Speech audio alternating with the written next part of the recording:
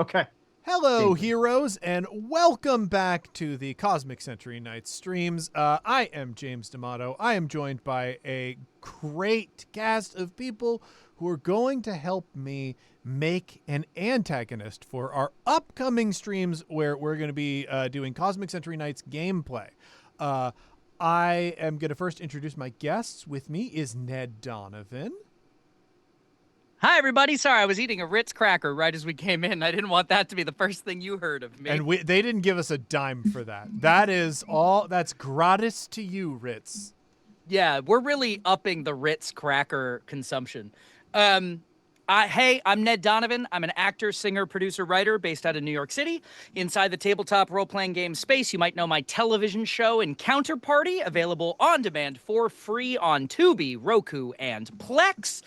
It is a 22-episode fantasy mystery thriller television show that is improvised in real time for the audience by playing Dungeons & Dragons on a soundstage. You also might know me. I run the New Jersey Web Festival, which is the world's first film festival for actual play entertainment. And outside of that, I'm a huge fan of women's soccer and walking my dog, Bugsy Mogs. All right. And with us is TT Benjamin. Hey, everybody. My name's TT Benjamin. It's great to be here. I'm feeling quite small time among luminaries. Inside the role-playing game space, you might know me as the host and showrunner of the Game Woven podcast, part of the One Shot Network. The Game Woven podcast is a unique actual play where we daisy chain world-building games together in one single contiguous world. It's a lot of fun. We've played well over a dozen games, over 92 episodes, and we're not even close to having anything fleshed out at all. So there's still a lot of blank spaces to fill in the map. It's a blast. We're actually going to be wrapping up our first kind of full campaign and going into another one. So we're getting close to a really good time to jump in. It's probably the project I'm proudest of in the entire space. And of course, very happy to be part of the One Shot Network. I'm also a small-time game designer.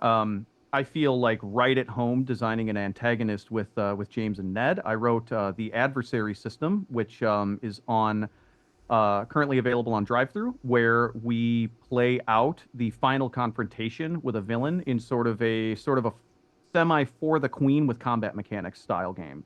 It's a lot of fun. It's a blast. So that's adversary. Outside the space, I'm a professional jazz musician. So Ned and I should talk. And really just very happy You to be here. shouldn't And talk. You should jam. we gotta should let jam the out, music do man. the Let's talking. go. I don't play instruments, so I hope you give good backtracks. I don't. So, and I also enjoy walking my dog, a basset hound named Mildred. Everyone showing off with their living dogs. Interesting. Interesting. Well, folks, I am so happy to have you here. We are about to show off one of my favorite parts of the Cosmic Century Night system, which is the antagonist creation. This game has a very open world-building concepts. As we got to see with Ned and Megan and Knife's characters earlier, as you build a character, it starts to inform things about the world that that character is in.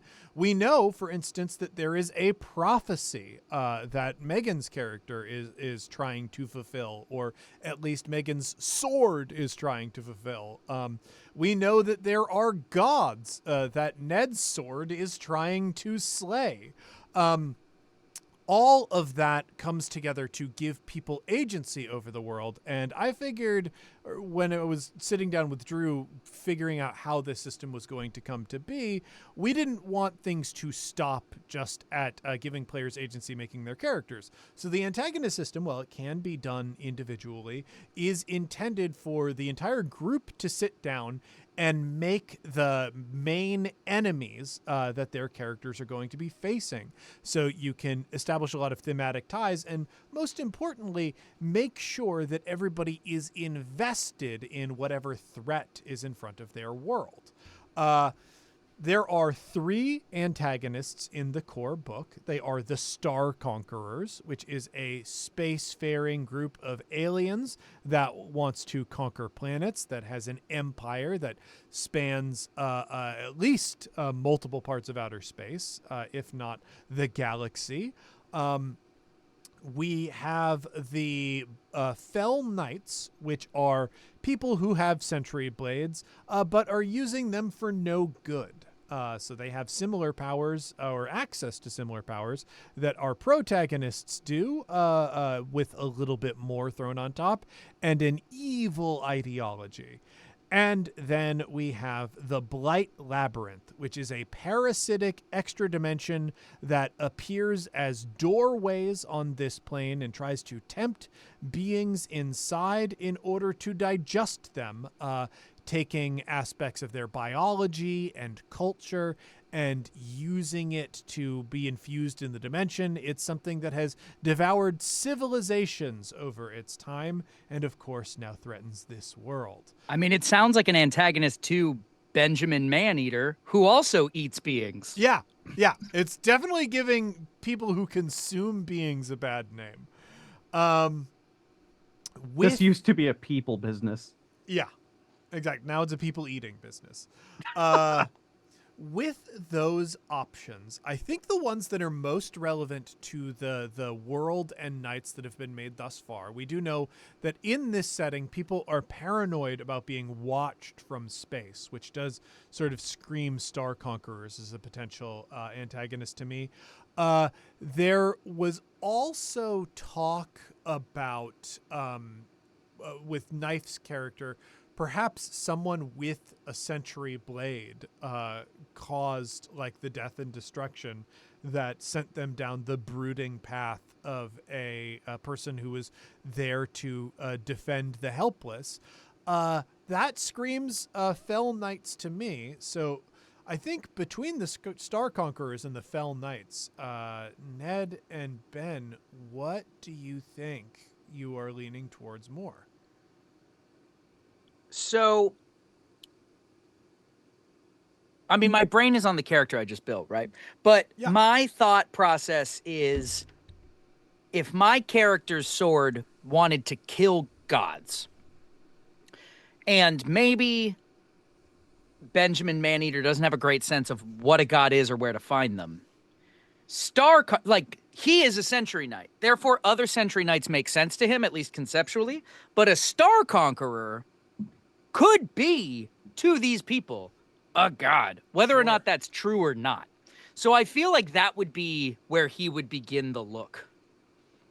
That makes sense to me.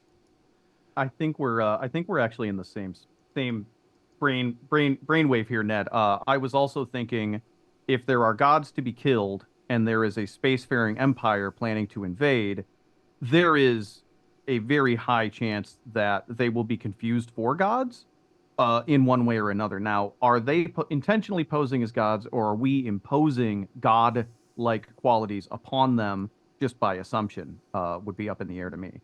I mean, we have made a lot of assumptions thus far. These characters are pretty hefty. We made a whole system of ranking of swords based on arbitrary mechanics, Perfect. which suggests that this is an assuming culture. Yeah. You know what happens when you assume? You make the best of what you can with what you know, and you can only ever be expected to do that. It's a longer saying. It's not as pithy, but it does communicate things. There's an old Barats and Beretta sketch that ends in, you know what happens when you assume? You make an ass out of me, and you make more money. and I always, that's what I hear. Time is money, and assuming things saves you time. I think then we are going to go ahead and make our Star Conquerors. And to get started, we are going to figure out their aesthetics. For each of these categories, y'all are going to be able to choose 2, which means Ned will choose one, Ben will choose the other. And the first are the aesthetics around their appearance. Your options are luminescent, metallic, neon, umbral, sparkling, lensed, blurred, shifting, slimy, or ultraviolet? Can you define umbral for me? Umbral would be like dark and shadowy. Oh, yeah, it's not that. Um, well, if they are star conquerors who are being assumed to be gods, Mm-hmm. then I think my instinct is either that they're like like the neon really captured my brain, Ooh, right? sure. They're like bright in an unnatural way, but in a way that interacts with the natural world in sort of an odd way. But I also was thinking about shifting, lensed, or unfocused. Like there's something interesting about beings that exist in liminal space differently than our eye perceives said Yeah. space, which would suggest that they are beings of at least a different dimension or a side dimension. Sure. if if you're talking like kind of a neon or an unnatural sort of color spectrum that these people occupy, I was also thinking lensing because it might be that they literally have a prismatic effect that bends the light in a certain way and shows their colors like it's not like the colors you see when you see them are not the colors that they actually are. The Totally. color, yeah, what you're seeing is the way they displace light into your visual spectrum. It like does to the eyeball what those glasses for people who are colorblind that allows them to see color again does. Uh-huh. But Yeah. it's just the way that light bounces off their bodies that has that effect. So they And almost appear sharper and more colorful than the yeah, world around them. but if you like two people can be looking at one, like you can be looking at one straight on, and someone can be 90 degrees off of them, basically looking perpendicular, and they will look completely different, like Totally. shape wise. Totally. Oh, that is awesome. I love that. And terrifying. Like Yeah, Terrifying. truly yeah. horrible and terrifying in the worst ways. I think then we're going to move on to silhouette here. The options that you have are crustacean, insectoid, cephalopodal, mammalian, avian, reptilian, fungal, mechanical, ethereal, amorphous, flawless, and sterile.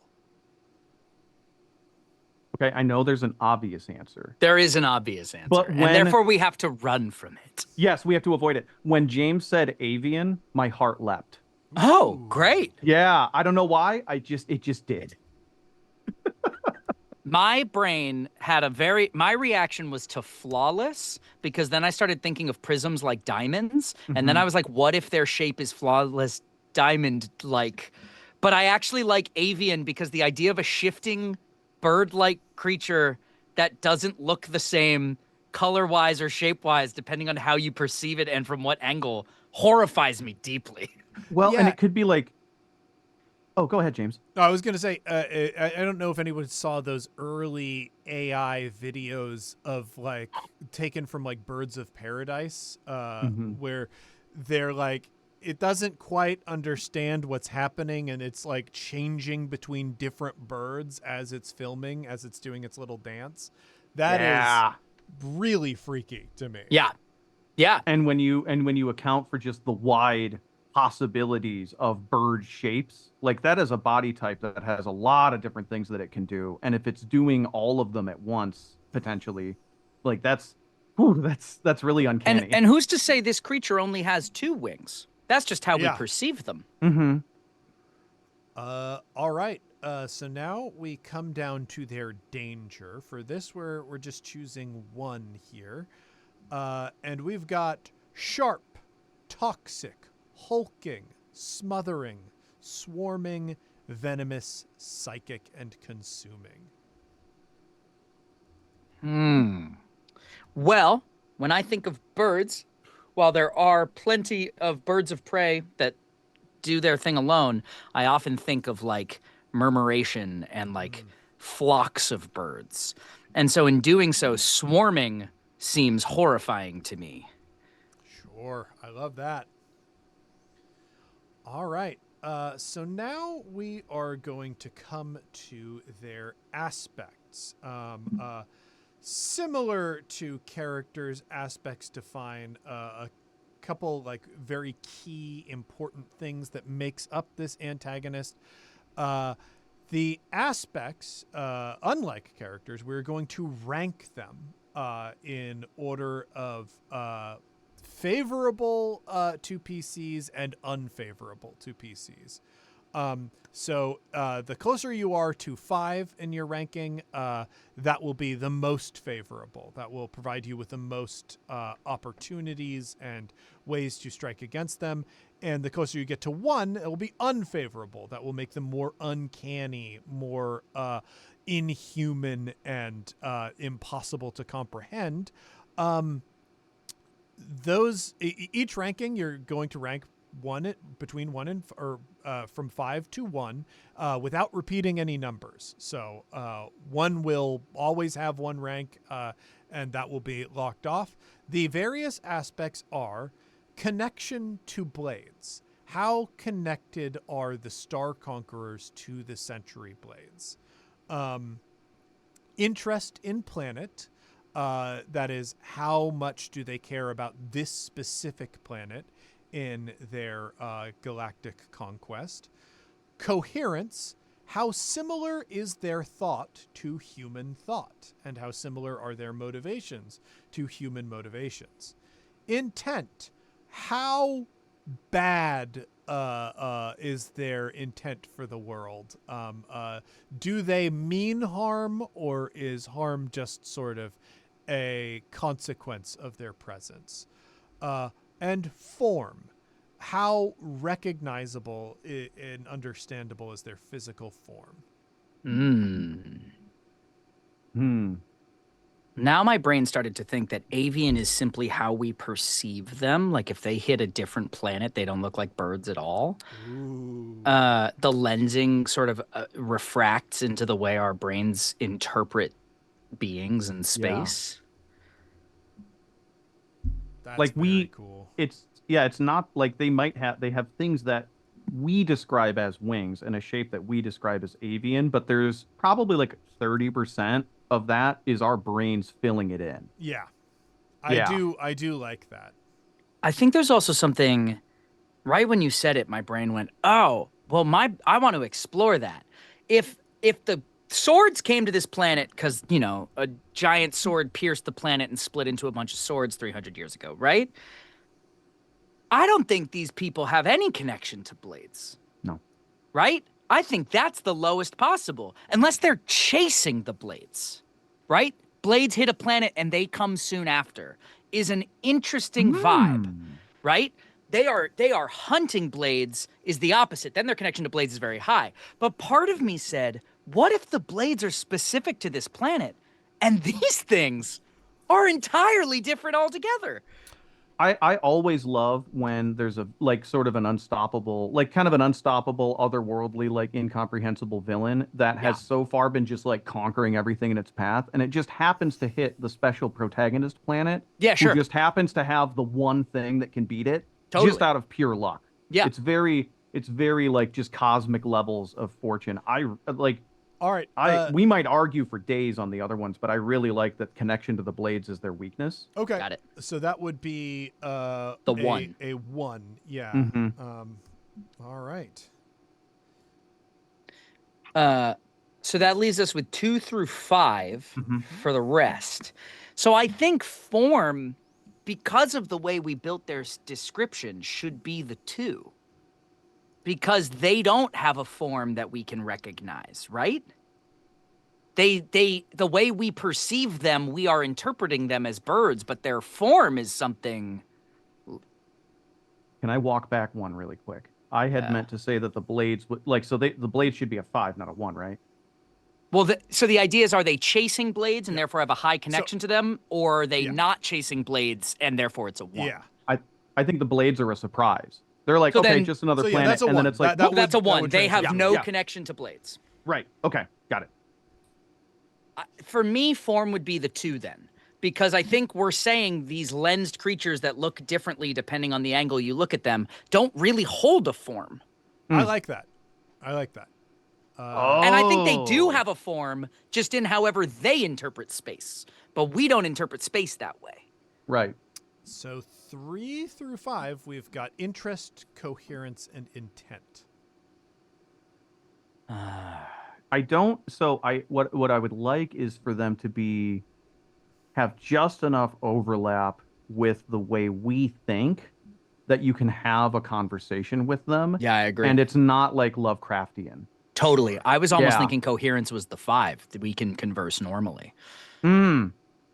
Yeah, a coherence at 5 would give them basically human intelligence. It would basically be like another country, but they're from space. Right.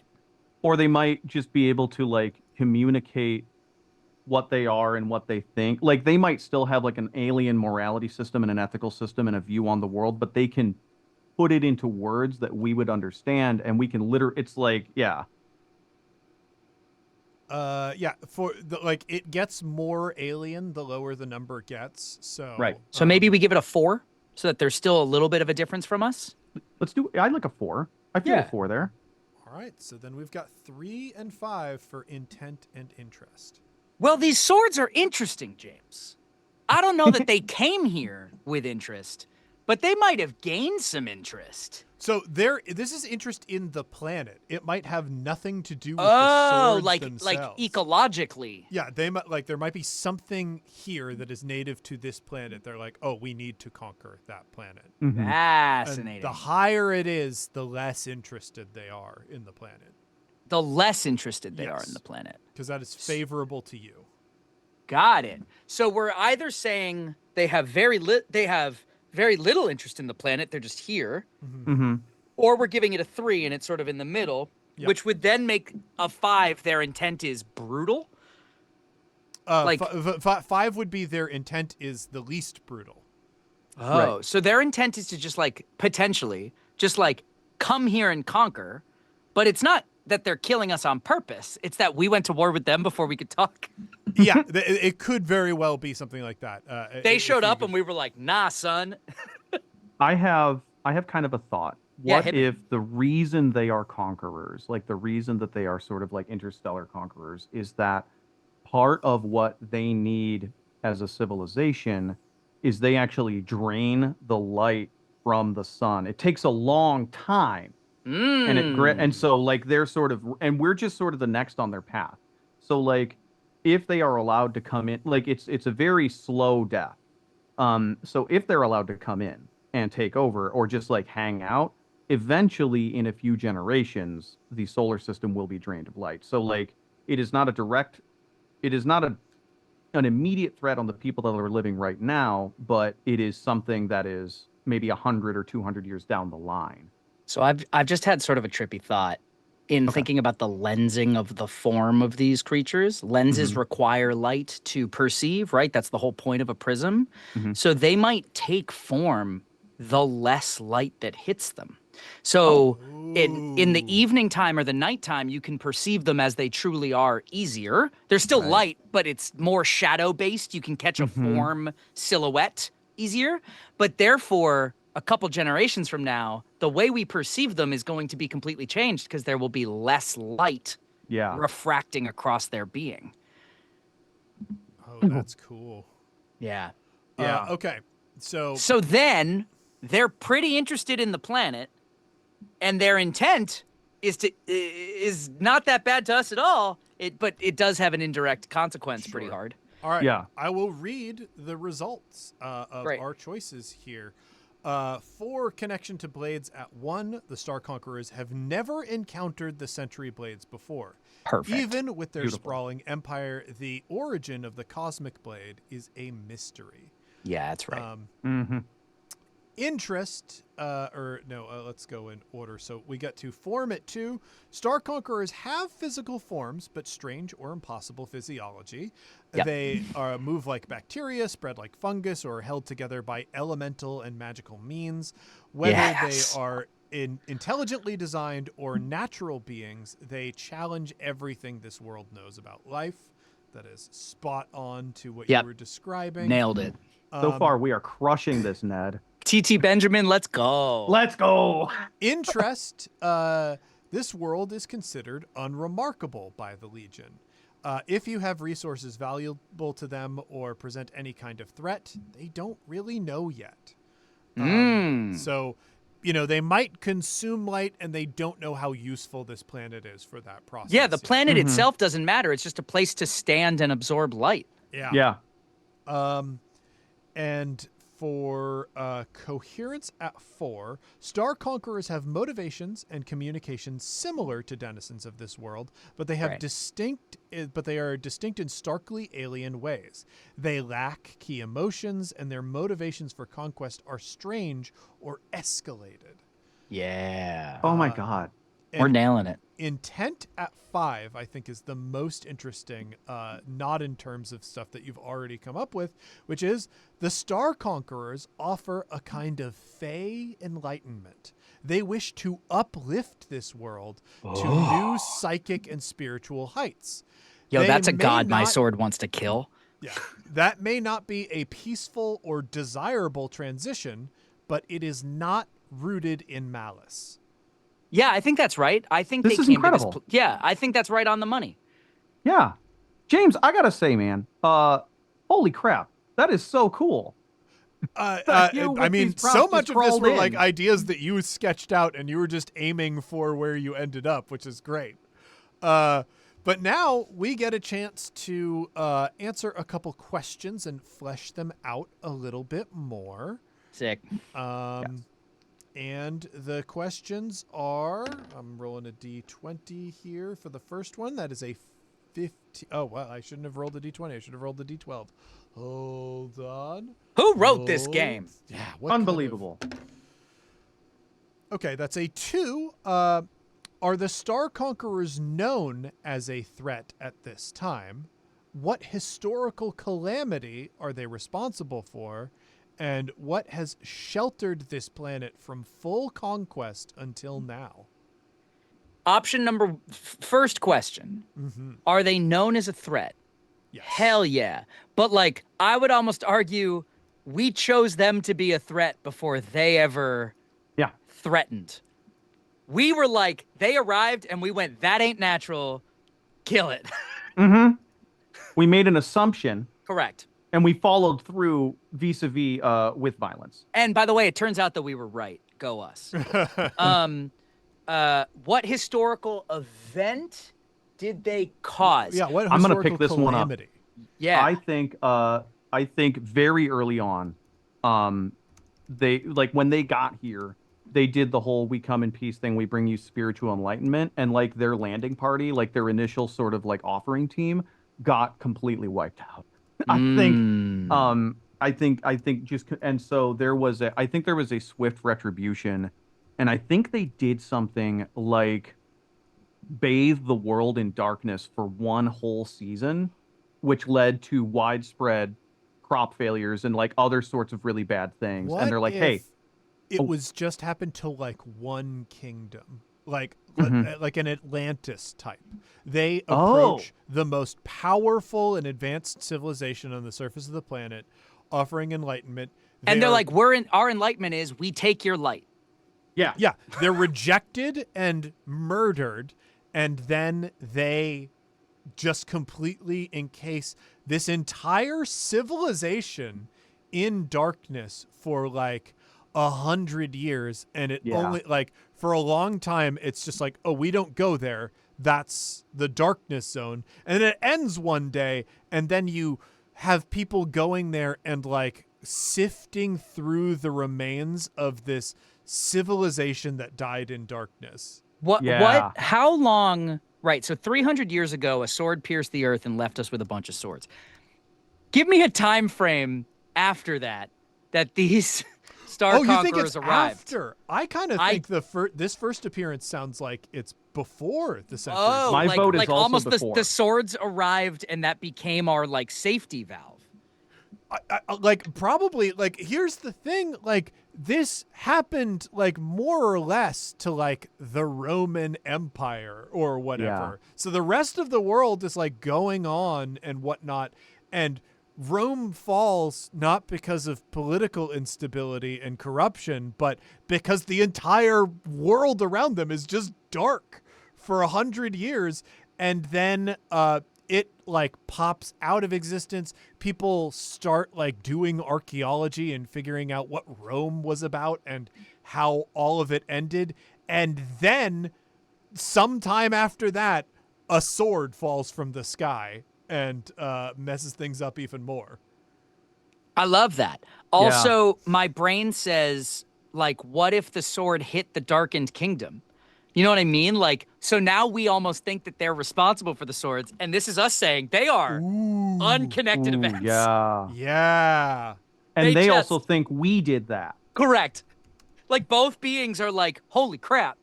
This is an escalation. Yeah. I really like the Cosmic Blade comes down and ends the darkness. That is so sick. That also creates just like a really cool mega dungeon. That is just like ripe for sending in adventurers to go dig around and do Go stuff. find a blade. Yeah. And it means that like, so in a lot of settings, people come up with Bladefall, which is like a city that pops up around where the Cosmic Blade struck down.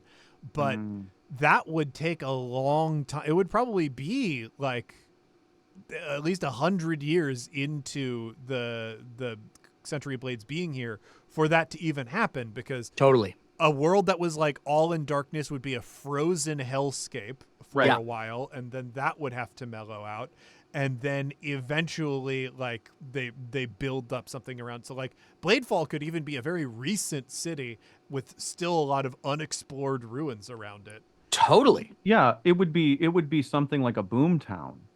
Yeah. Because like, It's you've basically a mining boom. yeah, because it's literally like adventuring prospectors going, and it's like a dungeon meshy where they've got all of the infrastructure around the mega dungeon that people explore. Yeah, that's so cool. That's bonkers. I also just love the idea that they're unconnected events that inexplicably intertwine. I do think the Cosmic Blade landing did stop whatever I they agree. had done for the darkness, but like, yeah, it's we didn't cause the Cosmic Blade to be here, and it may even be what ultimately alerted the Star Conquerors that like, hey, this place is back on the map because Yeah. done something. Yeah. And like the Star Conquerors are going to think that the beings of this planet did this. And Correct. we're going to think that somehow the Star Conquerors did that. Like, there's just so much mystery for both sides. Yeah. And Oh, that's good. this incredible tension as well, because they would probably prefer not to fight, because they're, from what we've sort of done with our priorities here, like they're pretty fragile. We can kill them, Mhm. and they know it. And Well, that's I don't bad know for if them. they're fragile, but like, because we will determine them as a Sure. tough force soon, but like they at least don't, they're not a warlike species. They just do something that inevitably causes planets to Yeah, like collapse. Conqueror is almost a misnomer in terms of intent. They aren't coming here to like take over and subject us. It's a resource, right? They're a resource gathering crew. It's just that the resource they're gathering will kill us. I mean, yeah, Yeah. when we think of it in terms of like other analogous things, it's not unlike Christian missionaries where Totally. nominally they're not here to conquer and kill everybody, but that is inevitably what they are It's a doing. result. Yeah. I will ask Ben, because you haven't had a chance to roll anything yet. Could you roll a D12 for our next world building question? Oh, you know it. If I had one in front. Crazy One if TT second. Benjamin said no. Yeah. No. No. I don't roll dice. No. I am table. I got a 12, baby. Oh, okay. 12. I got a 1-2. Okay. What qualities, apart from strength, do Star Conquerors respect in beings outside their own species? Does this respect change how they approach to dealing with these beings? Okay. Hear me out. How close to Earth is this planet we're creating? Oh, I don't know. Yeah, like we have no idea. I was kind of seeing them as like extra dimensional in some way, but like Star Conquerors could have a pretty far-reaching empire. Like, what if the thing that they respect about this place, that is unique to this place, which is crazy in the way that we all consider fauna and flora, is photosynthesis, right? Oh, okay. Because they eat light, and they've never met anything else that does this, wow, that's so cool. right? And so it's not the beings that they respect, it's the ecosystem. It's a bit like that old joke where the aliens come to Earth and they're like, "Oh yeah, we love all of you. Like, we love the people of Earth. They're so wonderful and loyal and happy, and they're just like really good friends and they're great." And then they meet a human and they're like, "You're not what we thought at all." It turns out they were thinking of dogs. Yeah, they, sure. They came to Earth, they met a dog, and they're like, "Yes, perfect Earthling." Sick. Like, All in. Yeah. I like this too because like plant folk is like an absolutely a possible thing to get within Totally. births, and also humans have their own way of gathering nutrients from the sun. We get our 100%. vitamin D that way. So like, mm-hmm. I do think it's like the more like the more you are able to synthesize light into energy, the greater their respect or the more seriously they take you. Yeah. I think that's exactly right. Like, I think they are a being that eats sun and they can't even contemplate using sun. You know what I mean? Yeah. That's where my brain goes. Yeah. I like that a lot. And we get to our last question. Ned, could you roll a d12? I have a 10. A 10. What thing from the stars do the Star Conquerors fear? What presence does it have here? Where is it hidden, and why is it hard to reach? Can it be the sword that pierced the planet? It can be the Cosmic Blade, absolutely. Because that for sure came from the stars, Yeah. right? How does that Definitely. feel to you, TT Benjamin?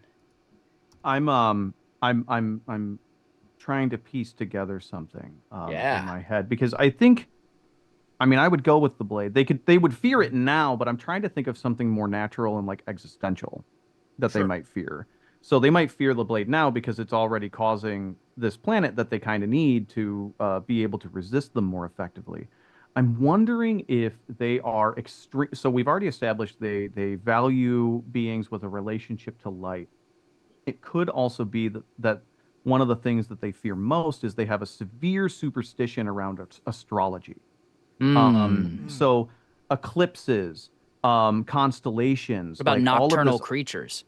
yeah, maybe there's like a nocturnal creature thing. Maybe like cave creatures that like evolve to like exist in caves are like really terrifying. Yeah, what do they think about bioluminescence? Something What that do creates they its think about own bioluminescence? light. Emits Oh, light. yeah. Yeah. Oh, yeah. I mean, that's an interesting comment all in and of itself, right? Like, this is light we can't eat. In the same way that, like, if they eat all the light on this planet and things that need the light go away, Mm-hmm. there could still be some lightless things that walk around on the planet. Additionally, they're also afraid of oceans because there are things in oceans that do not need light, and Yeah. they rarely encounter planets with like full big sweeping oceans. This But sort of when comes they do, they're like really careful around them because they don't know what's down there and they have no way of actually figuring it out. And taking us back to the last stream, James, where we said the underwater cultures were what benefited from the arrival of the blade. Yeah. Like, Oh. that all sort of aligns in the same space of like these beings that may or may not have evolved with or without light usage are coming up with blades and taking control of a planet that this Star Conquerors are trying to have. Mm-hmm. Yeah. Yeah. And then there's the land-dwelling people who are very much caught in the middle of this situation. Yeah, they're just here. Yeah. That's great. Okay. Then we are going to choose 2 abilities for them. Okay. You each get to pick one here. We've got Swarming. Star Conquerors enhance their impact dice when they outnumber their opponents. Parasitic. Spend 1. Star Conquerors can corrupt NPCs defeated by PC. Can corrupt NPCs and defeated PCs to add to their legions. Jesus. Any injury from them leaves a poison effect that grows by 1d4 a day. Once a creature dies, it joins the legion. Mass Destruction.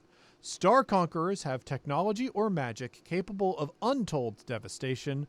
Lords and groups of captains can guarantee annihilation within a specific area if they complete a ritual or use a complicated device, utterly destroying 1d6 mile radius when they have access to resource. To activate this destruction, they must hit a threshold of 20 on impact using their intelligence dice to prepare it. They may only roll to prepare once per hour. Star Conquerors can only activate mass destruction once per day. Impervious. Star Conquerors are protected by shielding, armor, or physiology that resists most physical harm, giving them +2 to their defense. Tactical. Star Conquerors have a terrifying intelligence for violence and conquest. When they initiate an attack, they roll 2 control dice and take the higher result until the scenario has significantly diverted from their plan. Psionics. Soldiers, lords, and terrors can use the power of their minds to move physical objects, interacting with other beings on a psychic plane.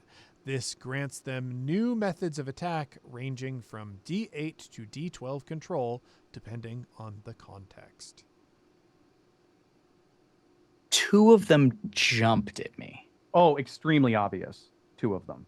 Hit me with your 2. I think we're aligned on at least one. Swarming and mass destruction. Yo, were that's my it 2. though. Yeah, Yeah. exactly. Yeah, those are the 2. Those are the 2.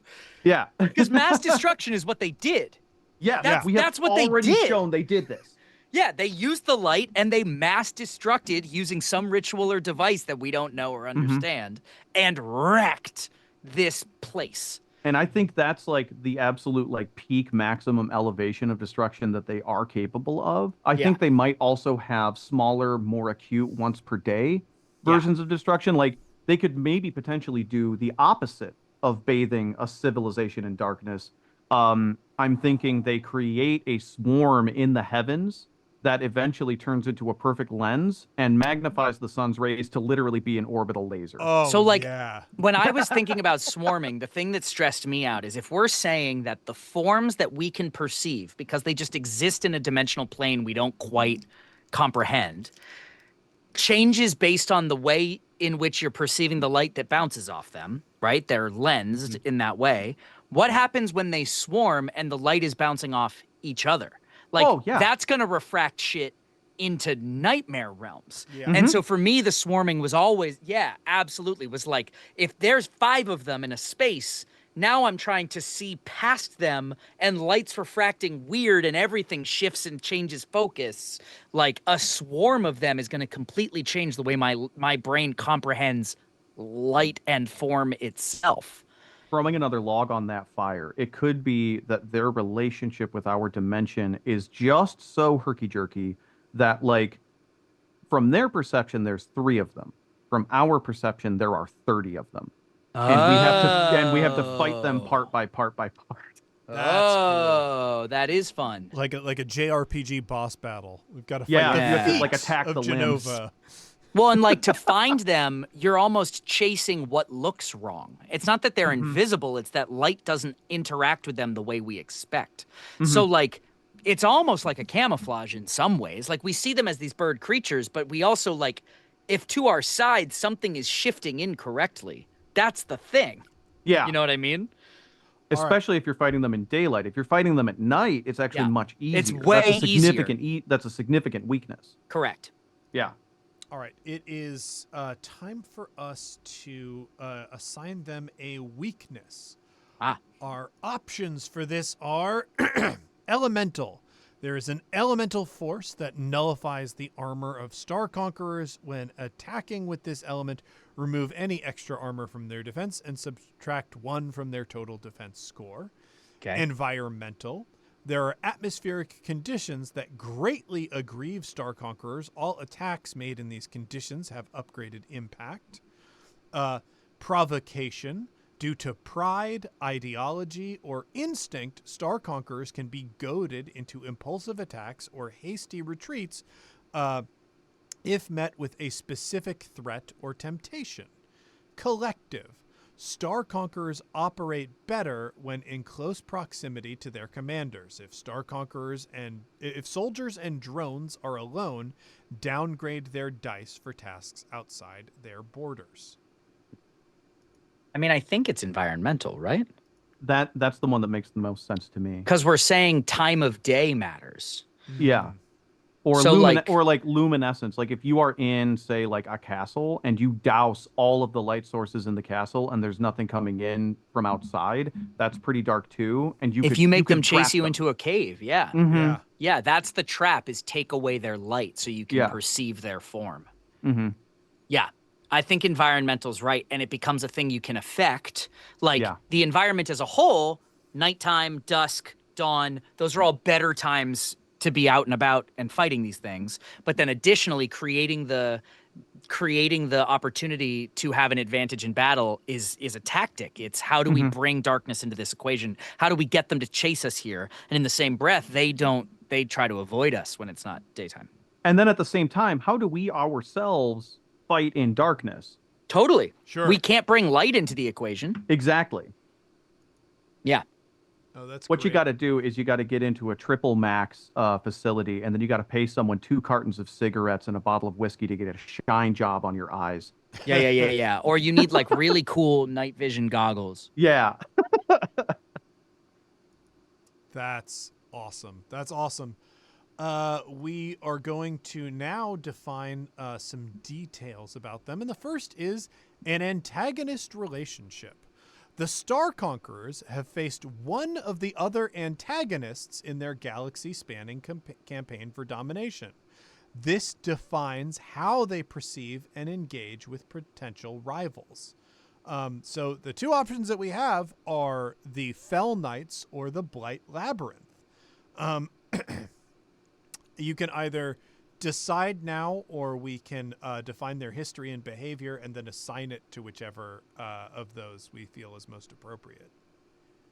My call is Blight Labyrinth, and I want to explain the very complicated relationship that I see. So the Blight Labyrinth absorbs, like it also is here to devour. Sure.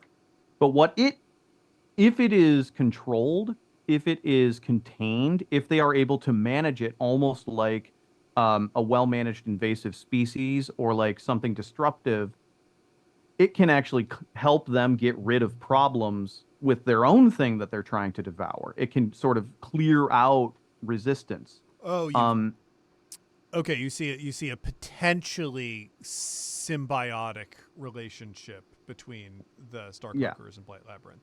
But doing that is also playing with fire.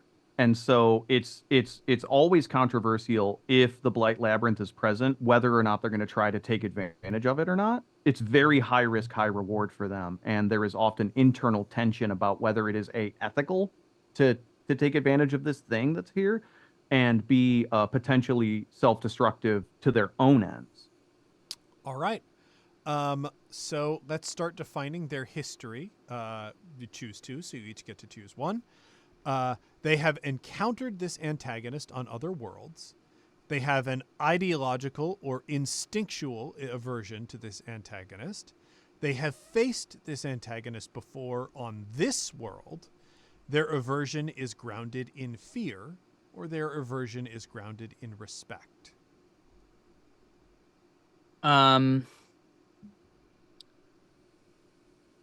Is it possible that wherever the Star Conquerors go, so also is the like they bring it with them? Ooh, yeah. That Ooh. if they're like kind of extra dimensional beings, that weakens the border between dimensions enough for the Blight It's Labyrinth like to a sneak it's like in. a disease that seeps in the cracks between dimensions. Yeah. Sure. So like it's not necessarily symbiotic. I don't think they necessarily want this to be the result, and yet the result it is. It might Indeed. even be the case if you want to have a longer form campaign that really the goal of the Star Conquerors is to get back to their own dimension, right? They're Mm, stuck in a dimension that the only way that they've found to hold on is this light eating, but it brings the blight with them. If they could mhm. just get back to their own dimension, this problem would be solved for everybody. I do like this. That introduces the opportunity for so many like interpersonal conflicts. Like you could meet one Star Conqueror, like general or captain, who is like, "We're going to use the blight to cleanse this place," and then you have another one who's like, "You have to help us control this blight. We hate it too. Help us get back to our dimension." Like, Yeah. Also, I want you to know, Ben, that the way that your mic is framed in your box, it looked like something over your shoulder and behind you and not a microphone at all. And you just oh, leaned to fun. the side and it covered your face for the first time and it stressed me out so hard. My That is perception of your because room changed that is because of the immediately. way my form refracts light. Yeah, yeah, And yeah, Yeah. yeah, yeah. Yeah. All right. So are we saying the other part of their history then is their aversion is grounded in respect, or they have an ideological or instinctual aversion? Because like, I think it's instinctual because I think Mhm. it is bleeding in between the dimensions. And if they are beings that have traveled dimensions, then this is something that they've felt and feared before. sure. Mhm. You All right. know, I think instinctively the blight is a huge problem for them. Then we come down to behavior. Once again, choosing two.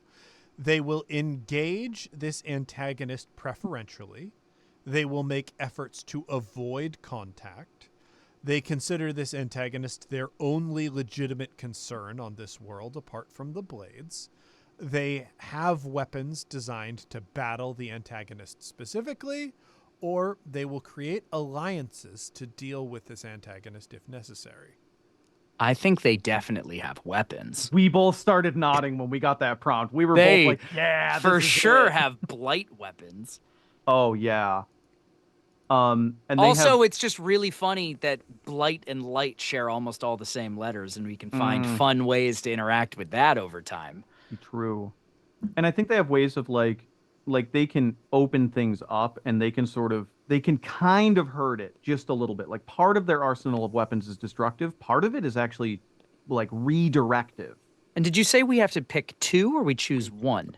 You each choose one, or the collective picks two. So I also think in the world that we've been talking about, the blades changed everything. It undid the darkness, it introduced beings that can fight them again, right? Like, so I think they consider this antagonist their only legitimate concern on this world, apart from the blades, is like, I think the blades are what's new. Every planet they go to, the only concern they ever have is the damn blight. Hmm. The Yeah, blades is like a whole wrench in their plan. that's awesome. Yeah.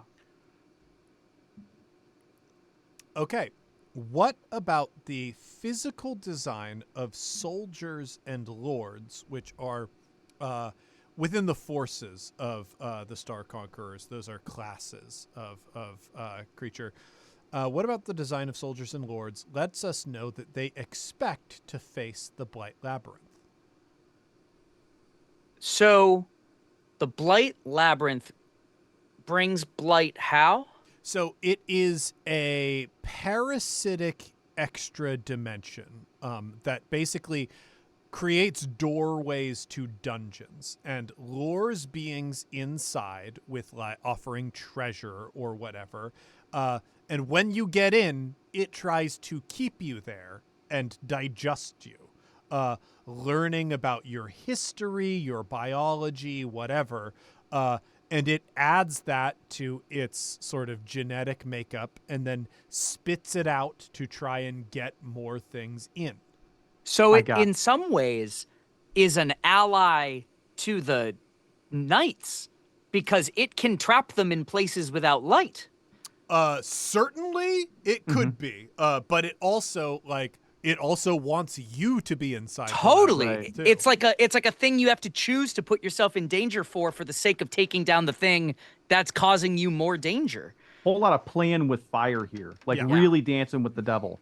I think when they know they're going to be dealing with the blight, and specifically when they know that they're going to go into one of these dungeons, they actually will link their entire team together with these surprisingly coherent prismatic chains that they wear along themselves. They drape across their bodies and then connect them literally to each other, and then they will leave an anchor person outside who will communicate with them and try to yank them out. Yeah, through like a kind of chain Morse code. And if there's a problem, they'll just start pulling and try to like literally pull them out of the blight if it's that bad. That's so cool. That's fun. It's also fun then to imagine, just like in terms of scenario design, that you're just walking through the woods and you come across one Star Conqueror holding a chain into a blight. You don't know how many are in there. Yeah. There could be 30. Or do you try and push the anchor guy in? Yeah. Yeah, you got to go. Do we take advantage of the situation to try and take them down now? Or do we not cause problems knowing that, oh, there's an entire fucking platoon of them? Correct. Yeah. And moreover, what are we more afraid of? A Star Conqueror team who might be trying to destroy this blight that we are also worried about. Yeah, exactly. Like, how much worse could it be if the Labyrinth does get these Star Conqueror soldiers? What is it going to turn them into? Like, does the Blight Labyrinth compete for sustenance, resources, or both? Well, we're saying they interact with different resources, right? Maybe symbiotic resources in that what the blight eats is given life by light, but they are technically separate resources that are both competing for the same planet.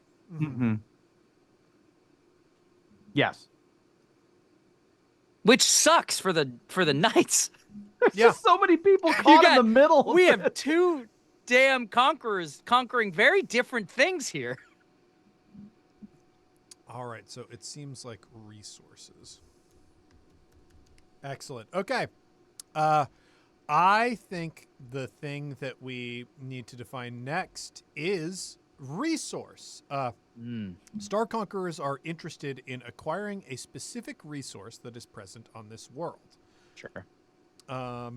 And we're going to define it first by choosing things about its availability. Once again, choose two. So that's either each of you choosing one or the collective choosing two. This is generally considered rare, precious, or hard to attain. This substance is common for certain professions or social classes. This substance is finite and non-renewable. This substance is very well known or studied, and this substance is found near or far from most settlements. Well, if we're saying the resource is light, then it's ubiquitous in many ways. Well, it doesn't have to be light. This could be another thing that Star Conquerors are also. I am tempted to introduce another thing that they would like that is maybe supplementary to their work, or maybe it's just something they personally find desirable. What it should be something that plays with their greater concept here. It should be something very daylight focused because they don't like the nighttime, but maybe then that it's something they can only seek at night, which becomes a danger to them. Now we're talking. Right? Yeah. What's a resource that they can only go after at night? So then I think it should be the far option of the last list, right? It's something they have to explore for. It's something they have to mine. It's something they have to seek. Okay, yeah. So is it most commonly found near settlements or far from settlements? Let's say near, because it Okay. creates inherent conflict, Yes. even if conflict wasn't the purpose of the visit. Cool. Mm-hmm. So near settlements, well, we should assume settlements are being put near things that bring life, i.e., we're talking water sources, i.e., we're Yeah. talking shelter, Mhm. right? Like we're staying away from volcanoes, right? Like we're saying near. So then the resources, I mean, what if it's just fresh water? Okay. Could be. Um, Then I guess well known or studied would be the other one. Yeah. Okay. is there Fresh something water more is- interesting than fresh water? So freshwater is interesting to me because what if the reason they have to collect it at night is because that is the only time when they're actually coherent enough to Oh, be able to actually like grasp hold it. it or handle Oh, the their object to form is carry water. literally amorphous, not just the way we perceive it, but it actually is refracted in the daylight. Well, I'm thinking like if it's night, like so maybe water just has a unique property for them where like if you are like you've dipped an object in water and it creates a refraction effect. Maybe Yeah. the same thing happens to them and it's extremely painful. Oh. But at night it doesn't do that. There's less light affecting the water, therefore they can collect it, but it's also when they're at a weaker Yeah. state. Yeah. Great. And they have to go near civilization to do it. Correct. So it's yeah, this is huge risk. well known or studied feels so Well known or studied for absolutely sure. right Oh, absolutely. for this. Yeah. All right, then we're going to go with properties because, and this might dig down on a specific kind of water and whatnot. This substance is considered unstable or toxic. This substance has inherent magical properties. This substance reacts to different stimuli. This substance can easily change between states of matter, and this substance possesses a will or intelligence of its own.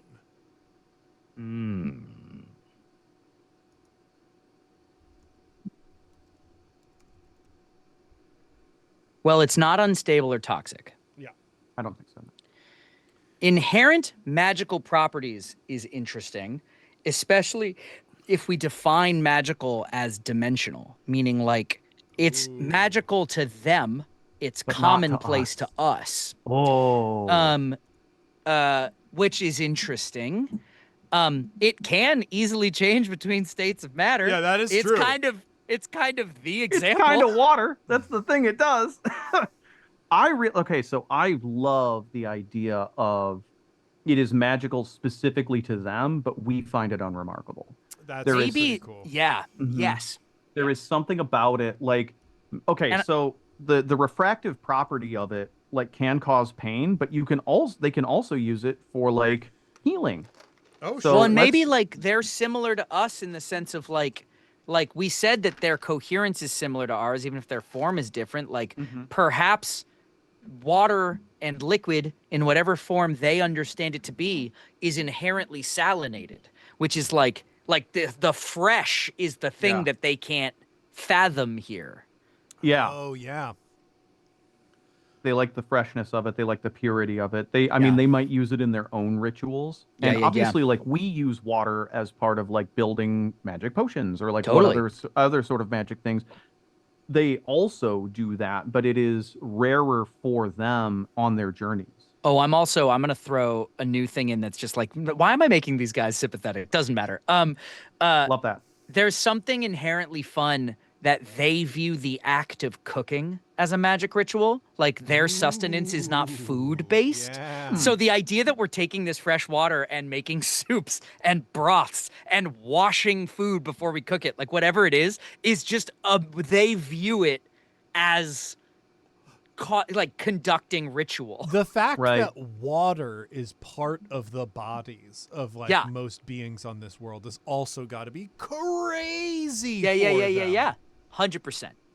And in addition, they're also really, really like obsessed with the beings that have a relationship to light. So plants, us absorbing vitamin D. So Totally. now they're like, they might view us in kind of the same way we view them. Oh yeah. Yeah, They're, we 100%. think they're gods, but in their minds, they're like, oh my goodness, this is like the creator's chosen beings. They're Yeah. so in touch with the universe. Yeah. Oh, that's awesome. We're going to now move on to sustenance, and we already know a lot about them, their sustenance here. Here are other complications for it. Consumption threats. Once again, we choose two. They can subdue victims to consume their sustenance. Their consumption creates a harmful environment to the denizens of this world. They can go long periods without having sustenance. Their sustenance can only come from sapient life, and this world produces a particularly desirable variety of their sustenance. So the obvious one is it causes a harmful environment, but I'm kind of tempted to do a classic like Superman Yellow Sun thing. Like we have a particular shade of sun that they find especially delicious. Yeah. Okay, yeah, and our atmosphere filters it in a way Yeah. too. Which what Yeah. they can't just set up on the moon or one of the other planets. Yeah, it's in not the orbit. sun, it's the ozone layer. Yeah. Yeah. And their like mealtime is like sunset and sunrise when the colors are like When a the specific wavelengths array. are longer. Yeah. It's about length of wavelength? Sure. That's Ooh, oh, Yeah. that's here kind we of fun. go. Red at night, Star Conqueror's delight. All right, so then That was too polite a laugh, but thank I you, did TT I Benjamin. did no, I was thinking red in the morning star conqueror's morning. Ah, well, and you should also take warning at night too. There are Star Conquerors around. They're fucking dangerous. They're so It's not good. scary. it's not good. Yeah, so I think consumption creates a harmful environment for denizens of this world. Like that's so baked into their DNA. Yeah. Then consumption limitations. We're once again choosing two. Undernourished Star Conquerors will enter a dormant or berserker state. They require special equipment or refinement in order to feed. Their reproduction depends on larger quantities of their sustenance. They cannot store what they consume. There is a way to taint or corrupt what they consume. Well, there is a way to taint or corrupt what they consume. Wait till nighttime. Right? Like, we're not corrupting the light unless we're blocking the light. Well, I mean, you pointed out like water, like can fuck with them. Totally. Because Yeah. of the way it prisms light. So then I think, yeah, like. But even I if you also lens it weird.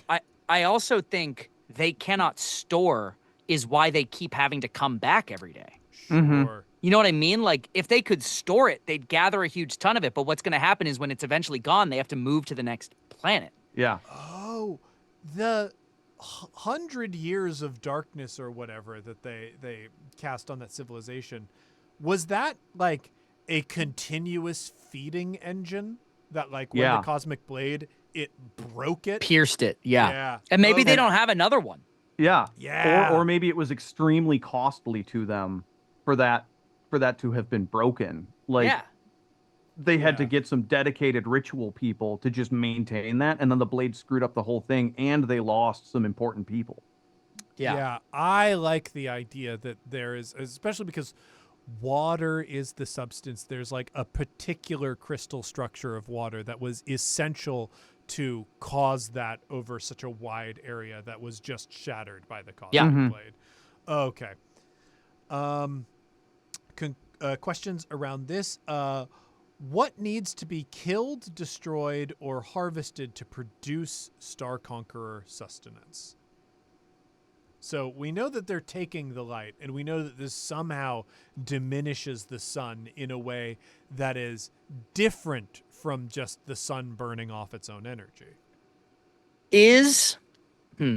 I was actually thinking about this earlier, so I'm glad that it came up as a question because what I was curious about was is the light that they're consuming a renewable source? So really what's going to suck for them is when the star dies in 100 billion years.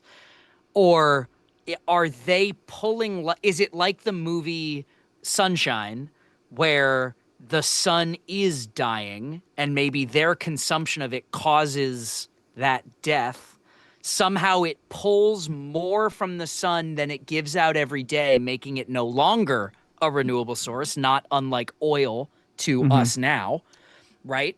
And is it therefore somehow that the sun is having to work harder because the light is being taken, shortening the lifespan of the sun? When you talked about them eating light, during the solar eclipse that we had recently, there is a period where the eclipse is really starting, where the whole world looks weirdly gray, like all of the color is drained out of things and whatnot. What if that's what happens? Like it's just pulling light and color out of things, and left to their own devices, eventually it's going to get used up. And so the special thing about like the atmosphere and the wavelengths and whatnot of the sun is it creates this lens that gives them a direct pathway to feeding off of the sun. Totally. And it can result in like localized events where an entire like 25-mile square radius would be completely like grayscale. Yeah. And or various like different tonal shifts. Like you can tell just how intense their activity is based on like how much color you can perceive. But it is also, because it's kind of a global warming parallel as well, it is also causing severe localized extreme weather patterns Totally. that you can trace back to like swarms of these guys. Like if there's a particularly beautiful sunrise, they'll all swarm over there like it's a buffet and completely drain the color from an area, and then all of a sudden it's tornado season. I have a weird idea that might really not be the way. So both of you tell me if it's time to pull back from this one. But I was thinking about length of day, like when you have 24-hour daytime in Alaska and things like that. And I was thinking about like, what if the power that they are using is altering the axis of the planet in its relation to the sun so that they are in light, causing other places to be in darkness, right? Like, Yeah. How does that work? I like the idea that they have the ability to affect the orbit or wobble of the planet, because like part of the threat could be they're making days and nights faster so that they have more periods of twilight and sunrise, you know? Totally. There's all sorts of wild stuff they could be doing. And then there are selfish kings who are like working with them to say like, hey, we'll give you this and this if you bathe our kingdom in more sunlight for like X amount of time and screw over our rivals. Like there are people who are taking advantage of this scenario at the cost of their rivals, but also at the long-term just cost of the planet. Well, like, so let's say then, prior to the arrival of the Star Conquerors, the whole planet rotated evenly, permanently. Days were permanently 12 and 12, right? Like, wow. the way the planet, like, the way we interpreted days, there were no longer months, shorter months, right? Like, no seasons were kind of non-existent. And the arrival of the Star Conquerors has introduced winter. I like the idea that it's actually not even the Star Conquerors, it's the Cosmic Blade. Because it landed in the planet and introduced a wobble to our orbit. There's a big sword sticking out of there. Yeah, we got seasons now. That's crazy. Okay. The other detail is the atmospheric conditions. This is, I think, going to be pretty straightforward because we've already defined it a lot. Commonality. The atmospheric conditions that are harmful to Star Conquerors are common to specific regions. They are common to specific times. I think that's probably already the nug. They vary in intensity. These conditions are everywhere, but Star Conquerors have special equipment to deal with it. Star Conquerors are encountering these conditions for the first time on this world, and the detrimental aspects of these conditions take time to have a palpable effect on Star Conquerors. I mean, this one's straight ahead. It's the time. It's the time. And the light level. Yeah. Mm-hmm. Beautiful. Love I love when a plan comes together. Yeah. It's just, it's like it writes itself. It's almost like you design tables designed to push you down a path that takes you to an ending. I mean, here's the thing. Y'all made the decisions. They could have very easily gone in different directions. James, I've played a bunch of games that you've written with you before, and it always ends up that you have written very smart tables that push brains towards the things you were ready to push them towards. I am not influencing the directions whatsoever. But there are ranges of possibilities, right? We can agree on that there are ranges. Just I let don't us have call a you a really predetermined good designer. destination. Yeah, let us compliment you. Yeah, Hey, Jesus. hey, I need to acknowledge that you still have freedom within the I've just restricted your freedom to only good ideas. And that's Well- what you're not used to. What you've done is caused us to be creative by giving us a framework where we never get analysis paralysis. Yeah. That is definitely a part of how the system works. If we give James one more compliment, do you think that he'll implode? Like, will... You know what? If you really want to get at me, go and back the Kickstarter. Yes! Let's back the That's how you get back at that'll him. really stick it to me. Tell him. The other thing that we have here is sensitivity. So does the darkness, as we've established, cause pain or damage, alter their perception, alter their cognition, negatively impact important abilities or weapons that they have, affect their armor or protection, or get worse over time? So we're saying it's not that darkness harms them, it's that their primary functionality of the reflection of light is reduced, causing their form to be more easily physical. perceived. Yeah.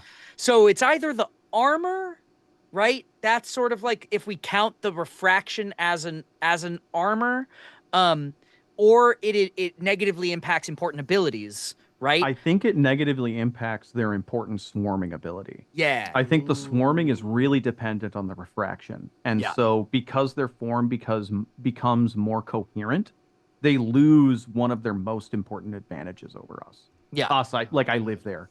But you know what I'm saying. No, I'm right Yeah. on there with you. Is like it is that darkness fundamentally impacts the advantage they have. But it's not that it harms them, it's that it makes it easier for us to harm them. Yeah. Yeah.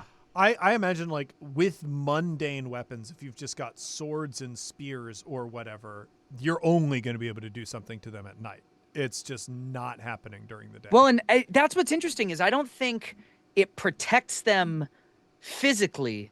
I think it's just harder to perceive, thereby making it more likely to miss. You know what I mean? Like, I Sure. think they are the same in light or dark, but the way we can interpret them and therefore attack them has been affected. Yeah. Oh, that makes sense. That makes sense. It's like attacking a mist in some ways. Like, Yeah. it's not that they're not there, it's that we can't quite perceive where they are. Or you don't know what the actual like bits that hurt them are, or Yeah. bits that don't hurt them. Like, Totally. yeah. All right. The very last thing that we are going to do as part of this is create some of the individual forces for Star Conquerors. Yes. And we're going to be starting with drones. Ooh. So these are like smaller minion type enemies. They are scouts, workers, and underlings to the Star Conquerors. These are usually small, but created in great numbers. For their abilities, you get to choose two, and they are Toper. Drones can hibernate in extreme conditions for long periods of time. They cannot be fought through attrition. Restraining. Drones can create a material that restricts movement, downgrading control with a partial bind and fully restraining with a full bind. Healing. Drones can heal other Star Conquerors given enough time. Legions. Star Conqueror drones are frontline infantry, giving them extra health and defense. Or infesting. A drone may sacrifice its life to infest a victim. That victim gains 1d4 poison per hour. When the victim dies, they become a soldier or lord. Well, legions was my first instinct. That makes the most sense. It's Yeah. got to be massive amounts of them. And I think that like they might not even ostensibly be soldiers. Um, these the like the what the legions, what the drones are just the natural like everyday personage that is the Star Conquerors, Yeah. and they're just out feeding. And if you alert them or engage them, they will go into just like sort of their natural defense mechanism and they'll fight back. Ooh, Yeah. interesting. But Yeah. like, from their perspective, these are civilians that are just out trying to have a meal. We Well, might be and over sympathizing these people a little that's too what I much, mean. but yeah, I think it's really funny that this war is created truly by a lack of empathy for each other. Yeah. Um, the so for the second one, then I don't think they create a material that restricts movement. Mm-mm. I don't think they poison. I don't think they're infesting. So I think it's Toper in the sense that extreme conditions in the resource that we're talking about is extreme heat, deserts, right? Like they can chill in extreme light in a way that might even be harmful and hard Yeah. to the people of this planet. I Mhm. think it's Toper if we assume the extreme condition is related to the resource they gather. All right. Then they get a weakness. We're just choosing one here. They are either mindless, drones cannot think for themselves and only follow specific orders. Fragile, drones are capable of violence but not made for combat. Or sensory deficit. Choose a weakness for a sense that drones rely on and upgrade impact when PCs exploit that weakness. Oh, that last one's really tempting though. It's definitely not mindless. Yeah. No. They have mind. They're obviously capable of violence, but made for combat. I don't think they're fragile. Sensory deficit. I mean, I think it's got to be that. Yeah. I think it's got to be sensory deficit, and I think it's that they can over perceive in light, right? Like however they interpret light and see the world is just at a sharper and clearer level than we have in any capacity all the time. But it means we have to have a sense that they don't really. Maybe it's sound I based. think I think that they cannot feel. Like they are Ooh. incapable of detecting temperature changes, touch. I think they might not even feel pain the same way, Yeah. Oh, I like that. which would also explain the extreme conditions thing. Like they don't feel cold, they don't feel heat. That is Yeah, not a thing that affects them unless they're getting exploded by a fireball. totally. Yeah. That's awesome. Yeah, I agree. Okay. We come down to world building questions for the drones specifically. And this first one, if I can find my cursor here, is what facial features do drones have too many of, and what facial features do they lack entirely? Well, my question for you, Mr. Benjamin, is Yes, sir. when we can perceive them, i.e., at night when their form is silhouetted and natural, what is it? I think it's still vaguely avian. I think they might even have a beak Got it. or multiple beaks. I think Right. they might have like sort of a two beak situation going on. Uh huh. Um, so when they move their head, you could either see two beaks jutting out like tusks, or from the silhouette, you just see the one beak. Um, Ah. and there might even be like a like it might look like they have literally two faces, but it's one face. It's just aligned at like a 45-degree angle. So it's still mirrored like ours, but it's not centered like this. It's centered, what's the word? It's not centered bilaterally, it's centered a different way. I mean, it's still symmetrical, just the symmetry is not north-south. Correct. Yeah. Yeah. In that way, the beaks definitely open east-west. Their mouths do that. Oh, yeah. That's gross. Which means if we're going down the avian path, then the feature that they lack entirely is got to be ears, right? You Yeah, just can't see totally. their ears because they're birds. Mhm. And like I guess kind of knows because either their nose is their mouth or their mouth is their nose. Yeah. They don't have a separate nose. Right. How do drones carry information to their superiors, and how do they communicate with each other? It sort of seems like they just talk, I right? think they talk. I think they're a speaking being. I think they also have a light network for translating across very long distances. Like they can refract, like they can just Like take smoke signals, but with light. what with light, and they can just like the beacons are lit type stuff. They can be like, hey, pass the like by waggling a finger and refracting the light. They can be like, pass this along to Jeff, and then whoever Oh, sort sees of it like will make sure it gets to semaphore. Jeff. Yeah, it's fun. They Okay. communicate. They communicate both verbally and visually. Yeah, I like that. It sort of strikes me as they're terrifying because they have telegraph technology. You know Like- what it is? You know what it is? Like we use sound waves and light to pass along information through wire, right? Like that's just light transfer of data in the most simplified sense. But there's something really scary about being able to use light waves the way that we're trying to use refracted, you know what I mean? Like they are actually able to access the waveform of light in a way that we use other waveforms to do like Wi-Fi signal. Yeah. Yeah. When left unchecked, how do drones pose a threat to ordinary people? So these are the civilians just hanging out, but how do the civilians cause trouble? I mean, think- I do think they fight back. Like I don't know that they're a group that comes in looking to maim, murder, and kill. Right, but if someone attacks them, they'll defend themselves with prejudice. Yeah. But if you leave them too long, they will drain They'll eat the all of the light. color Correct. from like an area. So like they are going to be taking away a life-giving resource if you leave them alone. And if you choose not to leave them alone, gear up, bucko. Yeah.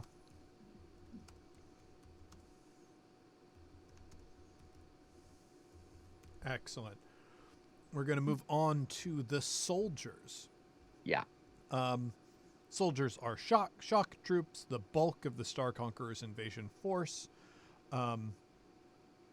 For abilities, you have the option of superior weapons.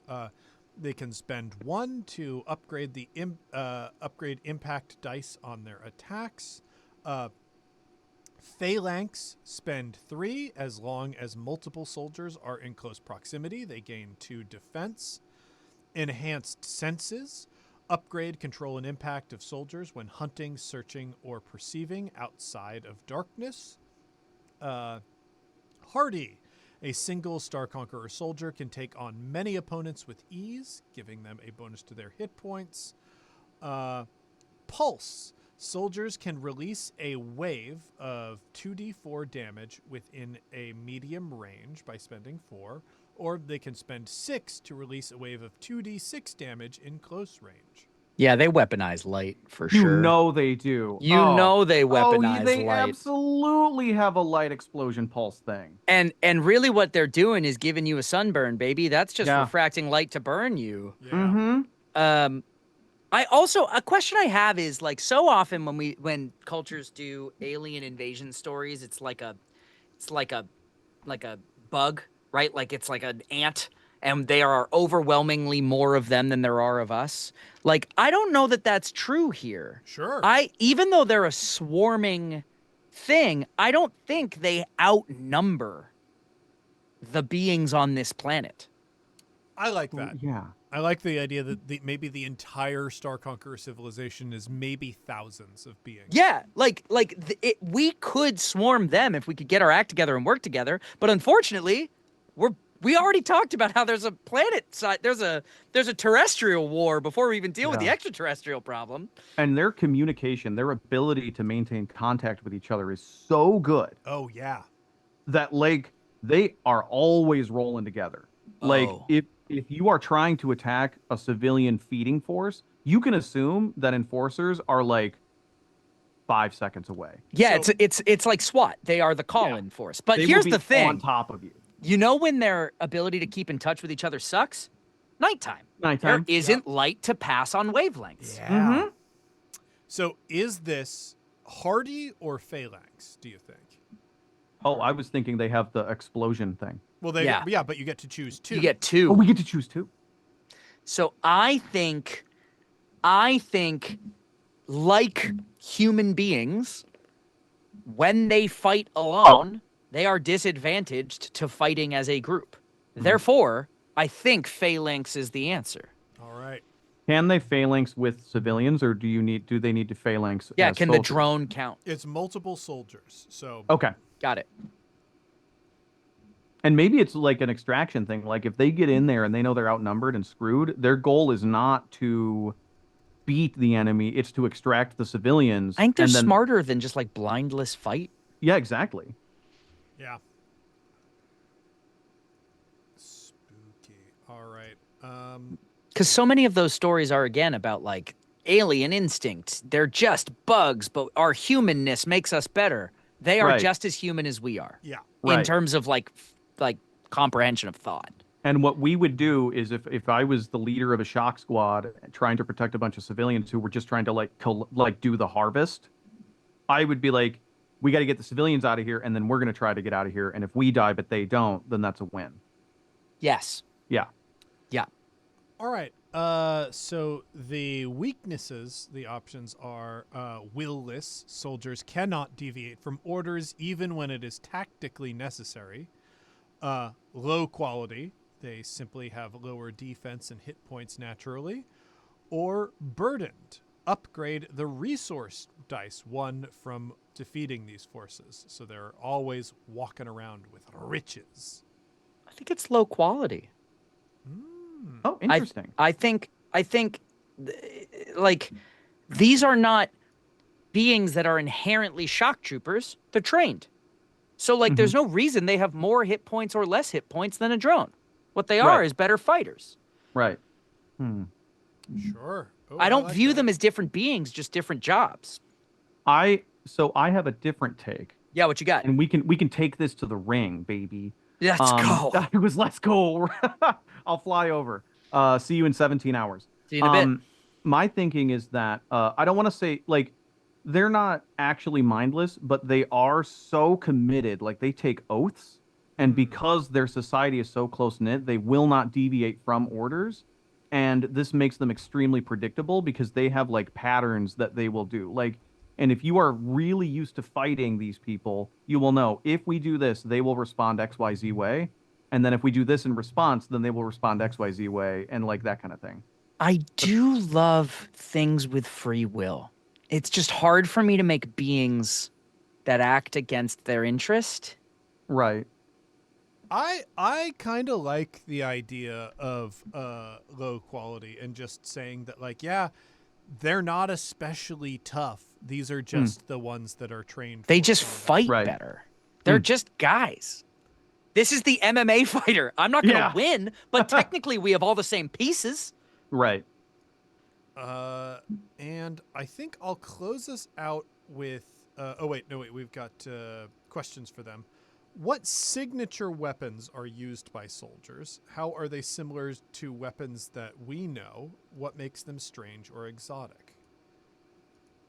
Well, we know they use the opposite of shadow to Mass Effect, right? Like they bend and inflict light on us. Mm-hmm.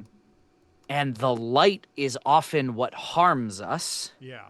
But I think they have to have a martial weapon as well. I think that they use a sort of a crystalline mirror-like looking shield. Yeah, or hell at least yeah. we would call it a shield. Yeah. So it can refract light. It can actually be used as a protective edifice that they carry on their arm and or arms. They can use it to literally link shields together. And when they do like a shield wall, because once again, things are slightly not, they are, I don't want to say amorphous, like they change, but they change the angle. The things are actually literally connected to each other. Yeah. And then when they do their light explosion, it turns into a dome over their head, and it's like, Yeah. boom. yeah. That's sick. God, Ned, you're going to be able to eat these guys. I Steal know. their lasers. I know. What Yeah, and I'm just like a werewolf. You're just a werewolf with a cool surfboard. What strange traditions inform a Star Conqueror warrior's sense of honor? Ooh. I mean, this is maybe the again, we're just making them too sympathetic, but I think they have culture. Like I Of think course. they have theater, they have music, they have general empathy for each other and their fellow being. Like they they are like us. And so I think the only thing I would call strange about their traditions is that they aren't ours, right? Yeah. Right. Like they are us just with a different physiology from a different dimension. So the traditions would translate pretty perfectly. They're just strange because we can't comprehend them. And Yeah. so their code of honor is like take care of your fellow human being. You know what I mean? Mm-hmm. Like they are fighting for their species. Yeah, so they would be like unwilling to leave their own behind. Yeah, and things like it's that. it's the same reason people will dive into a lake to save a kid from a car, right? Like it's Yeah. just that is who they are for themselves. And this question is interesting. How many mundane warriors are needed in order to take down a single Star Conqueror soldier? Just one. Just Huh. one. Yeah, I think it's just one. Just you could one. do it. You could do it one-on-one. And you've got about a 50-50 shot. Yeah. Yeah. What was that movie that came out with Nick Cage fighting the alien in the was it just called like Kung Fu? It came out it's hold on, I'll find it. Anyway, Okay. Nicolas Cage hand-to-hand fights an alien and like once every 4 years and that keeps the alien from bringing in to invade Earth because they're like, "Thank you for the fight." Isn't I that just? need to watch this. It's called film. Jujitsu. Isn't that part of the plot of Invincible? So anyway, check out the movie Jujitsu. I was not aware that there was a Mortal Kombat movie starring Nicolas Cage. What's crazier too is that the way that the human on Earth who's decided to fight the alien is chosen is by a Mortal Kombat style tournament with just humans, and the winner gets to fight the alien. But it's like once every 3 years. It's not like every 200 years the alien shows up. Like once every 3 years, he's like, "Who's fighting me now?" Wow, we have been on That a sounds so fun. hot winning streak. That alien sucks at fighting. Yeah, I think Frank Grillo goes up against him in this film. Oh my god, I cannot wait to thank you for giving me. You're a new so Cage welcome. film. Watch the trailer first and love every second. Tony Jaa's in this movie. It's so Oh, good. I love Tony Jaa. Tony Yes. Jaa, my Also, Tony friend. Jaa doing Muay Thai in a movie called Jiu-Jitsu is also exceptional. Delightful. God. It's like when the Karate Kid and Jackie Chan says everything is kung fu, and you're like, that's crazy because you're supposed to be teaching him karate. I mean, they should have called that fucking movie The Kung Fu Kid, and it Yeah. kills me Yeah. that they didn't. Because it would have made the movie, unironically, it would have made the movie like a full point better. If it's Yes. like, we're not conflating Kung Fu and karate, we're just letting it be its own thing. Regardless, I'm going to close this out by making one more force, and that is the Okay. captains. Yeah. So these are like the elite warriors of the Star Conquerors. And for abilities, the options are, once again, choosing 2, superior weapons, spending 1 to upgrade. Hardy, a single Star Conqueror captain, can take on many opponents. This gives them an enormous bonus to hit points, effort, and defense. Blazing Stars. Spend 6 to fill an area within medium range around you with motes of plasma. Anything moving through that area must make a control and impact roll to do so safely. If they fail, they take 2d4 plus 2 fire damage. Their control result is 6 or greater. Remove 1d4 from the damage roll. And if their result is 10 or greater, negate it entirely. Reflective Pain. Spend 4 for 1 round, deal half of all damage dealt to you back to opponents. And Oh. Light Speed. Spend 5 to gain an extra initiative action in each round until the end of the scene. Yes to all. Yeah. I could make any one of those fit perfectly. Yeah, 100%. How many do we choose? Just one? Two. Two. Okay, I'm gonna throw in on Hardy. I think that I agree. I really like the idea of like if a captain is involved, this is a one-man army. But they're not physiologically better. They're just, you know what I mean? Like they have trained for this, therefore they went to the gym harder, so they're stronger. But again, I don't think they're born. It's just how they are so using skilled. what is manifested in this. Yes. Yes. Mhm. I wholeheartedly agree on Hardy, so long as we're not saying there's like 3 different types of being. Right. Yeah, no. And maybe they even are maybe like they are so skilled and so experienced and maybe have like spent time coalescing. Like maybe they're like literally the only ones that usually wear an actual kind of armor that works on this planet. Oh, sure. Well, and I'm gonna throw in for light speed, 1, because it has the word light, but 2, I'm gonna justify it by if you're traveling at light speed, the concept of time dilates. That's the whole point of Einstein's theory of relativity. So in that regard, because they utilize light in a way we can't fathom, they gain extra initiative ability because they literally are moving somehow in a way that dilates the time needed to perform the action. I like that a lot. That is a super terrifying enemy already. For their weakness, let me just take off that. For the weakness, the options are, and we're only choosing one here, arrogant. Captains do not see anything apart from forces of the Blight Labyrinth as dangerous and underestimate their foes. Linked minds. Killing a captain immediately halves hit points for all drones and soldiers under that captain's command. It's not Edge of Tomorrow. Yeah. Glory Hog. If given the chance to betray an ally for advancement or promotion, the captain will always capitalize on that opportunity. And I need them alive. This captain forbids forces from killing opponents of significant strength and always insists on capturing them alive. Wow.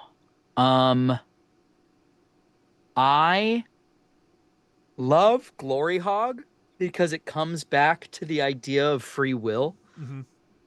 Right? It comes back to they're just flawed people who have been climbing a ladder and damn it, they're gonna keep climbing. Yeah. I think that's really interesting. Arrogant didn't quite connect with me because I think they have viewed the blades as a problem. Sure. So it wouldn't just be the Blight Labyrinth. And I don't think it's Linked Minds because then it's just Edge of Tomorrow or like Power Rangers or whatever. The thing from Wizard of Oz 2. So yeah, it's Glory Hog and I Need Them Alive between them. I love both, but for me, I think it's Glory Hog. Benjamin, how do you feel? I'm actually leaning hard on arrogant. I think the only reason one of these guys would show up, I think there's very few of them, vanishingly few. Like if we're talking this is a civilization of thousands, not millions, then we're talking maybe there's a dozen captains in total. And well, I can tell you there are more powerful beings that could manifest in this force. So I will say that probably we're looking at hundreds of captains. It is not a significant amount. Oh, then I'm all in on Glory Hog. If this is not the pinnacle, then I'm all in on because they're Glory trying Hog, to get to the next they're trying level. to get to that next level. Yeah, exactly. This is not an army based on physiology. It's literally career advancement. Yeah. I'm not gonna take you all the way through it, but there are lords and terrors that sit above captains. I just don't want to take too much of everybody's time. For questions, though, we get to choose 2 questions to answer for the captain. And the questions are, what differentiates this captain from the forces that serve under them? How does it make them seem more alien? What odd fascination does this captain have with something from this planet? How is it apparent in their appearance? This captain has a unique weapon that you have never seen before on this planet. They always explain it before they use it. what makes it terrifying. Yes. This captain insists that they regret violence. How is their mercy worse than their brutality against other beings? This captain fixates on a member of your group, seeing them as superior to the others. What do they want this superior specimen to do? And this is where captains obviously have a more individual personality than the generic questions that we had for soldiers. And James, these drones. prompts. These are A+. They're such good prompts. I got to do the weapon thing. And here's the thing in mind. I was totally with you on weapon. I think the captain has created a sort of light crystalline-based facsimile of one of the Century Blades. Oh! And announces its superiority to the Century Blades before wielding it against a Century Blade wielder. That's so sick. I'm gonna that jump. Would be mine, yeah, but I'm gonna jump then on because I'm all in. I think, like any good career military person, they regret violence. They're there for peace. Yeah. And I think, how is their mercy worse than the brutality against other beings? I think they say, we don't want to be fighting you, but we have to protect ourselves from you. Mm-hmm. So when they have the opportunity, they will remove your ability to perceive light at all. They take the eyes. Whoa! Ugh, yeah. Wow. Then there's no positive or negative here. All time of day, you're at a disadvantage to them. Yeah. That is awesome. And they'll tell man. you. They'll tell you openly. Like it's sort of like Chiwetel Ejiofor in Serenity, right? Like he doesn't want to be like this, but he's got to in order to protect peace. Yeah. Good Lord. This captain, I'm adjusting the stats right now. Terrifying. Absolutely terrifying. I wonder if he also has him against somebody. I also wonder if he has just a bit of an obsession with the cultures and people of the planet that he fights. Sure. Like he loves going and sitting and watching amphitheater. Oh yeah. Oh, you know what? He definitely has an obsession, but it's with that fucking Rome analog that they destroyed in the first place. That's all he knows. Totally. The fall of the Roman Empire is his Roman Empire. Yeah. God. Oh. Yeah, that's spectacular. We're at 351. As much as I want to make you folks make a terror, I think we're golden here. Ned, Ben, I can't thank you enough. What I'm going to unleash against the people who are signed up for our later streams to play the game. I can't wait to watch I am them. just thrilled. Yeah. Yeah. Yeah. I love these are the most sympathetic Star Conquerors that we've ever had because like I truly think they are beings lost in this dimension, and if they're able to consume enough light, they might be able to create a bridge back to their home world, but they have to destroy civilizations to do that. I also think what's fun about them is you could flip the script and make them the protagonists and the Century Knights are the antagonists in their story. Sure. They aren't just mindless antagonists. They exist with love and hopes and dreams. Yeah. Yeah. These are normally like it's just, oh, this is very much an invading army or an alien infection type thing. The fact that we've got these light-based weirdos is so delightful to me. Once again, please tell folks, Ned, where can they find you and your work? How can they support you? Well, yeah. Hey, everybody. Once again, I'm Ned Donovan. I'm an actor, singer, producer, writer, all around the entertainment industry. I'm currently producing a podcast that hasn't been announced, but will be soon. That's going to be really cool, and it's going to, every once in a while, feature some of your favorite TTRPG people, including from the One Shot Network. Dylan Appelian is a guest on it at one point.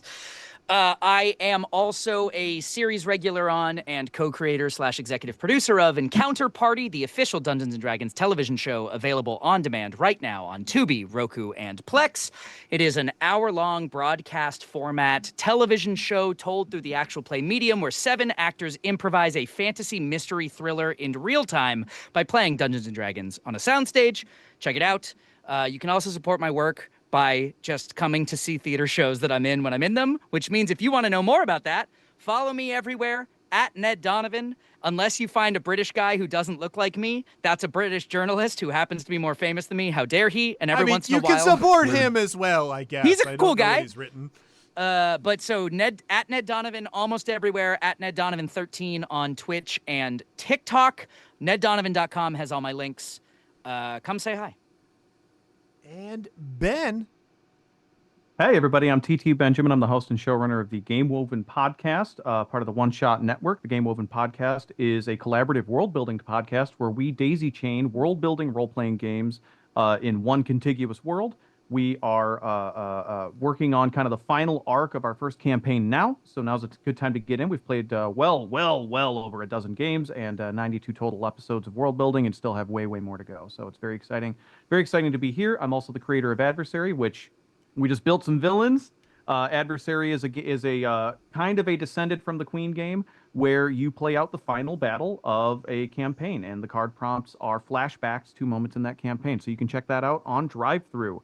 Thank you very much, James. This has been a pleasure. I'm having so much fun. Yeah. Heck yeah.